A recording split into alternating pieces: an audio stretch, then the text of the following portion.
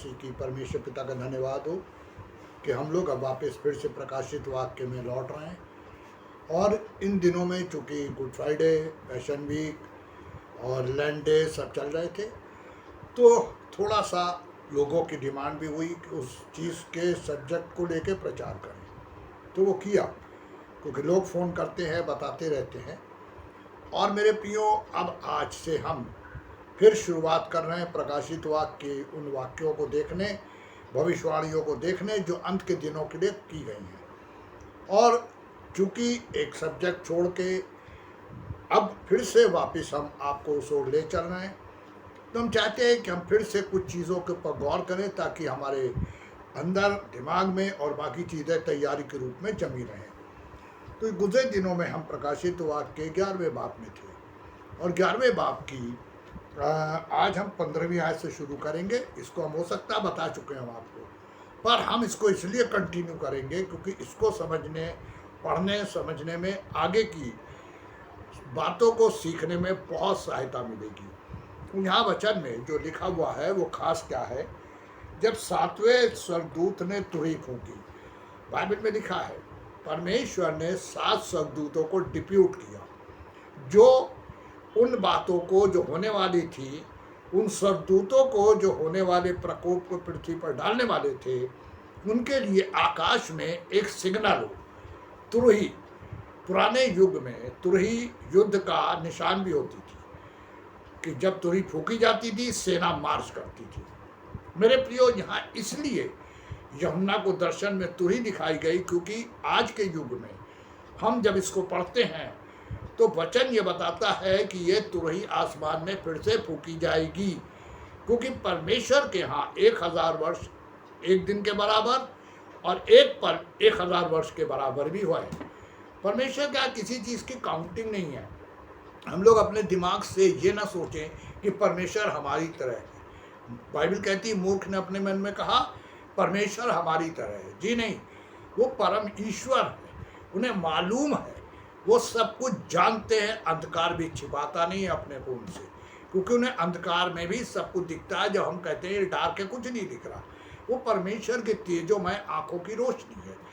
मेरे प्रियो, परमेश्वर का वचन अब जिन बातों को हमें सिखाने जा रहा है उसको समझने के लिए हम अगर वापस जाएं तो बाइबल कहती है इन 7 स्वर्गदूत को जो तुरही दिखी है वो अलग अलग काम, अलग अलग प्रकोप, अलग अलग चीज़ों को दिखाने के लिए थे। हम इसको अब आगे लेके चलेंगे क्योंकि हमने जो अध्ययन किया था वो 13वें अध्याय का है, पर 11वें 12वें अध्याय को जानना थोड़ा सा बैक में जाके ज़रूरी है। तो यहाँ पे 7वां स्वर्गदूत तुरही फूंकता है, क्या क्या रिएक्शंस होते हैं वचन में लिखा है, उसकी 15वीं आयत से लेकर के और 19वीं आयत तक। और मेरे प्रियो, फिर उसके बाद 12वें अध्याय में थोड़ा सा सीन बदल गई। यहाँ पे एक स्त्री और अजगर का जिक्र है। अजगर शैतान कहा गया है, स्त्री कलीसिया कही गई है। तो हम इसको रिपीट नहीं करेंगे, पर चूँकि ये कंटिन्यूटी करनी है तो इसीलिए हम 11वें अध्याय, 12वें अध्याय और उसको अब हम कंटिन्यू करते हुए 13वें अध्याय में जा रहे हैं, जहाँ की पिछली बार यानी पैशन वीक से पहले, 1 महीने पहले हम लोगों ने इसे छोड़ दिया था। अब हम 13वें अध्याय में जब पढ़ेंगे कुछ बातें परमेश्वर के वचन के द्वारा हमें दिखाई जाएंगी, बताई जाएंगी, क्योंकि समय कम है, हमें तैयार होना है। नहीं होंगे पृथ्वी छोड़ दिए जाएंगे। और फिर उस महाक्लेश में पढ़ेंगे जिसके बारे में बहुत भयंकरता बताई गई है, बहुत भयानक परिस्थिति होगी। यहाँ तक कि मनुष्य के लिए लिखा है कि अपने बच्चों का मांस खाएंगे, जिन्हें वो लाड़ प्यार करते, दिन भर चिपकाए रहते, रात भर जिनके बीमार होने पे जगे रहते, दौड़ते रहते, उनका मांस खाएंगे। यानी भूख किस कदर हावी हो जाएगी मनुष्य के ऊपर। मनुष्य की आंखों पे पर्दा होगा, सारे रिलेशन खत्म हो जाएंगे और भयानक परिस्थिति आएगी। पर परमेश्वर ने ये सब इसलिए हमें दिया कि जो लोग प्रभु पर भरोसा रखते हैं उनको चौकन्ना हो जाना है, क्योंकि धीरे धीरे पृथ्वी गल रही है। वचन में पहले बता दिया गया कि पृथ्वी अपने रहने वालों के समेत गल रही है। ग्लेशियर गल रहे हैं, पेपर में डेली इन सब की न्यूज़ आ रही। और मेरे प्रियो, सबसे बड़ी बात यह है कि धीरे धीरे समुद्र का जल बढ़ रहा है, और साथ ही साथ जो परिस्थिति अब आने जा रही है वो इतनी विकराल होगी, इतनी विकट होगी, इतनी लोगों को हरास और परेशान करने वाली होगी कि आदमी सोच भी नहीं सकता। रात में सो नहीं पाएंगे हमारे डर के, क्या हो जाएगा कल, अब कैसे हो जाएगा, क्या हो जाएगा। ये परिस्थिति मेरे प्रियो हमारे सामने बहुत जल्दी आने जा रही है। अब हम चलेंगे 13वें बाब की 10वीं आयत में। प्रकाशित वाक्य की 13वें बाब की 10वीं आयत क्या बता रही है? जिनको कैद में पड़ना है वो कैद में पड़ेगा। यानी ये एक निश्चित प्रक्रिया जो होगी, जिन्हें कैद में पड़ना है। बहुत से ऐसे मसीह होंगे जिन्होंने शायद कुछ ऐसा किया है, या उनकी लाइफ में कुछ ऐसी चीज़ें आ गई हैं कि उन्हें कैद में पड़ना पड़ेगा। अब आज जिस युग में हम लोग चल रहे हैं मेरे प्रियो, आज बहुत से कैद में हैं मसीही। वजह भी है सबके पीछे, कोई ना कोई रीज़न है, ऐसे वो कैद में नहीं गए हैं। कुछ ऐसा बोला, कुछ ऐसा किया जो उन्हें नहीं करना चाहिए था। सब मामलों में बोलने वाला ज़्यादा दोषी होता है। तो यहाँ लिखा है कि कुछ लोग, जिसको कैद में पड़ना वो कैद में पड़ेगा। जिसको, मेरे प्रियो, इस वर्ड के ऊपर हम थोड़ा सा अगर गौर करें तो बाइबल ये बताती है जिसको। जिसको का मतलब है कुछ लोग अपने बड़ बोलेपन की वजह से कैद में पड़ेंगे। बाइबल में लिखा था दोष मत लगाओ। हमें कभी नहीं बच्चियों को बोला गया, प्रचारकों को, पास्टर को, किसी के बारे में कुछ बोले। हमें जो चीज़ बताई गई वो सिर्फ ये है कि वचन का प्रचार करना है, बस। इसीलिए प्रभु पहले कह के चले गए, दोष मत लगाओ ताकि तुम पे दोष ना लगाया जाए। प्रभु जिस मैसेज को लाए थे वो था प्यार का मैसेज। इसीलिए उन्होंने बताया परमेश्वर तुमसे इतना प्यार करते हैं कि उन्होंने एक नाता पुत्र दे दिया। आदम को जब धन की वाटिका से निकाला तो उसके कपड़ों का भी इंतजाम किया। प्यार करते हैं, पापों के बावजूद परमेश्वर हमें प्यार करते हैं। पर जहाँ परमेश्वर के वचन के हिसाब से जो वचन बता रहा है वो ये है कि जिनको, यानी ये वो लोग होंगे जिन्होंने कुछ ऐसे काम करे जिसकी वजह से इनको कैद में जाना पड़ा। और मेरे प्रियो, यहाँ कैद का दो मतलब है, एक है शारीरिक, एक है आत्मिक। अब जो शारीरिक कैद है वो हम सब जानते हैं। कुछ अपने घरों में कैद हैं, निकल ही नहीं रहे। कुछ अस्पतालों में कैद हैं बीमारियों की वजह से। तो जो कैद में हैं, जिनको कैद में पड़ना है वो कैद में पड़ेंगे। यानी परमेश्वर ने एक पूरा सिस्टम तैयार कर रखा है। तो जिनको में कोई भी हो सकता है, कोई भी प्रचारक, कोई भी ऐसा मनुष्य जो है गलत। मेरे प्रियो, जिनको परमेश्वर की ओर से ये बता दिया गया कि उन लोगों को परमेश्वर ने इसलिए रखा है कि वो कैद में जाएं, क्योंकि उनके कर्म है। जब 10वीं आयत में हम आगे चलते हैं तो वहाँ लिखा है जो तलवार से मारेगा वो तलवार से मारा जाएगा, ये अवश्य है। मेरे प्रियो, ये है उनके कामों का बदला। जो तलवार से मारेगा, यानी चाहे ज़बान की तलवार हो जो सबसे खतरनाक है, और या किसी मनुष्य को जो मारेगा वो उसी तरीके से मारा जाएगा। इसलिए प्रभु ने प्रार्थना में क्या सिखाया हमको? जय हे पिता, जिस प्रकार हम अपने अपराधियों को क्षमा करते हैं तो भी हमारे अपराधों को वैसे ही क्षमा कर। अगर हमने 30% माफ़ किया तो बस 30% तू हमें माफ़ कर। यहाँ पे मेरे प्रियो, परमेश्वर का बिल्कुल खुला न्याय प्रकट है। जो तलवार से मारेगा वो तलवार से ही मरेगा।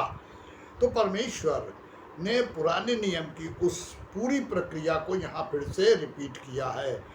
और वचन ये बताता है कि जब परमेश्वर ने व्यवस्था दी, हुक्म दिए, तो ये भी एक हुक्म में से था कि जो तलवार से मारेगा वो तलवार से मरेगा। अब यहाँ पे दूसरी जो हम मनुष्यों के लिए लिखा है कि बहुत से लोग जोश में आके बहुत सताव नहीं सह पाते, रिएक्ट करते हैं, हमला कर देते हैं। ये सबसे बुरी चीज़ है। प्रभु ने कभी कुछ नहीं किया, कब कर सकते थे? सहा। हम मसीहों को प्रभु ने सहने के लिए बोला है, ना कि रिएक्ट करने के लिए, बदला लेने के लिए। यहाँ पे इसका यही मतलब है कि हमें बदला नहीं लेना है, और अगर हम ले रहे हैं तो मशीनी हुए, हमें उस हिसाब से गुजरना पड़ेगा। तीसरी चीज़ क्या है? पवित्र लोगों का धीरज और विश्वास इसी में है, जो परमेश्वर के लिए अपने को पवित्र करके परमेश्वर की निगाह में अब वो पवित्र हैं, उनके लिए दो चीज़ है, धीरज और विश्वास। अब थोड़ा सा रुक के इस बात को हम समझेंगे। वचन ये कहता है मसीहों के लिए, जो सच्चे मसीह हैं, उनके जीवन में दो चीज़ें अवश्य होनी चाहिए। एक है पेशेंस, धीरज, सहने की आदत, सहने की शक्ति। मेरे प्रियो, जब प्रभु के ऊपर इतनी ताड़ना हुई, रोमी सल्तनत ने की, तो क्या प्रभु ने कुछ बोला? वचन में अगर हम वचन पढ़ेंगे तो वहाँ लिखा हुआ है कि वो मुंह बंद करके एक मेमने की मानें सब कुछ सहता रहा, और हम जो उसके फॉलोअर वो हम सह ही नहीं पाते हैं, या कहना चाहिए कि हम सहना चाहते ही नहीं हैं। हम रिपीट करते हैं, पलट के जवाब दे देते। हम थोड़ा सा प्रकाशित वाक्य 3:8 को पढ़ेंगे। वहाँ लिखा है, मैं तेरे कामों को जानता हूँ, देख मैंने तेरे सामने एक द्वार खोल रखा है जिसे कोई बंद नहीं कर सकता। तेरी सामर्थ थोड़ी सी है, फिर भी तूने मेरे वचन का पालन किया है और मेरे नाम का इनकार नहीं किया। तो बाइबल क्या बता रही है? फिर मैं क्या करूँगा? तुझे मैं शैतान के उन सभावानों को तेरे वश में कर दूंगा। मेरे प्रियो, हम मसीहों के लिए जो सबसे बड़ी चीज़ है वो है धीरज। और वचन ये कहता, प्रकाशित वाक्य में जब आप पढ़ेंगे पहले से तीसरे बाब से और आगे के, तो वचन में बिल्कुल क्लियर है कि तूने मेरे धीरज के वचन को थामा, मैं तुझे बचा लूँगा। अब यहाँ पे परमेश्वर का वचन यही बता रहा है कि पवित्र लोगों का धीरज, पेशेंस, हमें धीरज रखना है। प्रार्थना की है और हमको इंतज़ार करना है धीरज रख के। परमेश्वर ने अब्राहम से वायदा किया, मैं तुझे पुत्र दूंगा। वो धीरज धर के 25 साल तक वेट करता रहा। अब्राहम से 75 साल का जब थे तो उनसे वादा किया परमेश्वर ने, और जब इसहाक आया तो बाइबल ये बताती है कि उनकी उम्र 100 साल थी। तो धीरज, आज हम मसीहों की लाइफ में जो सबसे बड़ी चीज़ परमेश्वर हमसे जानते हैं और चाहते हैं, हम धीरज रखने वाले हों, पेशेंस हो हमारे अंदर, सहने की शक्ति होनी चाहिए, और विश्वास इसी में है, पवित्र लोगों का विश्वास। जब धीरज है तो धीरज क्या साबित कर रहा है? फेथ को, विश्वास को। हर आदमी जो धीरज धरता है वो विश्वास को, देखिए हम लोग ट्रेन पकड़ ली है, हमारा रिजर्वेशन है, हम प्लेटफॉर्म पे गए हुए हैं, अनाउंसमेंट हुआ, किसी वजह से ट्रेन लेट है या प्लेन लेट है या जहाँ भी हम जा रहे हैं वो लेट है, तो मेरे प्रिय हम क्या करते हैं? भागदौड़ करते हैं? धीरज धर के बैठे रहते हैं। और विश्वास क्या है? कि आएगी और हम चले जाएंगे। तो यहाँ पे वही है, धीरज और विश्वास। तो विश्वास धीरज रखने वाले के अंदर होता है, तभी वो धीरज धर पाता है। अब वचन ये बताता, हम मसीहों के जीवन में बहुत आवश्यकता जिस बात की परमेश्वर के प्रति होनी चाहिए वो है हमें धीरज रखना है, पेशेंस। हमें सहने की शक्ति अंदर से डेवलप करनी है और परमेश्वर पे भरोसा रखना है, विश्वास रखना है। बाइबल यही बताती है। जब भी गुजरे दिन मुझे अपने एक चर्च में बोलना पड़ा तो वहाँ पे इस बात को बताया कि परमेश्वर ने हमेशा इन 40 वर्षों में जो प्रचार का मौका दिया है, 100 शहरों से ऊपर के एरिया में प्रचार करा।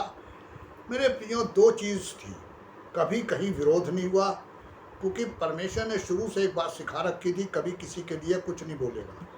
और दूसरी बात वो ये कि परमेश्वर ने शक्ति दी, आने जाने का मौका दिया, और 90% परिवार को लेके प्रचार गए। कभी कोशिश बहुत रेयर हुई कि हम अकेले गया हूँ। हर जगह वाइफ रही हैं, बच्चे जब अपने अपने पैरों पर सेटल नहीं हुए थे, शादी नहीं हुई थी, तो वो भी साथ जाती थी। मेरे प्रियो, ये परमेश्वर की योजना है कि उन्होंने विश्वास से अभी तक खड़ा कर रखा है। अपनी एज के मुताबिक परमेश्वर ने संभाला है। 19 साल हो गया सरकारी नौकरी से रिटायर हुए, लेकिन आज भी परमेश्वर ने शक्ति दी है, किसी की सहारे की ज़रूरत नहीं है। वजह बस एक है कि परमेश्वर हर बात पे मदद करते हैं, संभालते हैं, टहलाते हैं, अपने कामों को करने की शक्ति देते हैं। और सब बातों में परमेश्वर ने एक अजीब तरीके का अनुग्रह दिखाया है कि आज भी हम प्रभु के लिए खड़े हैं, प्रभु के लिए चल फिर रहे हैं, प्रभु के नाम से ही सारे कार्य कर रहे हैं। और उसके पीछे एक कारण है परमेश्वर। मनुष्य अपनी शक्ति से कुछ कर ही सकता, अगर परमेश्वर की शक्ति उसके संग ना हो। वो तो इंसान है, मिट्टी से निकला हुआ है, अभी हम सब मिट्टी में मिल जाएंगे। हम सबके फादर ग्रैंडफादर सब जा चुके हैं, नहीं तो छोटी बहन भी जा चुकी है, 10 साल छोटी थी, बहनों भी चला गया तो 10 साल छोटा था। मेरे प्रियो, ये सारी प्रक्रिया है और हमें उसमें से गुजरना है। तो यहाँ लिखा हुआ है कि जिसके लिए जो ठहराया गया है उसे वो निकलेगा उसमें से। लेकिन हम जो प्रभु के लोग हैं, धीरज और विश्वास को लेके चलें, क्योंकि प्रभु आने वाले हैं। परमेश्वर की आशीष इस बात में आपके संग हो कि धीरज और विश्वास अपने जीवन में अंदर बोलें और उसी के द्वारा चलें। परमेश्वर आप सबों को बहुत आशीष दे। आमीन।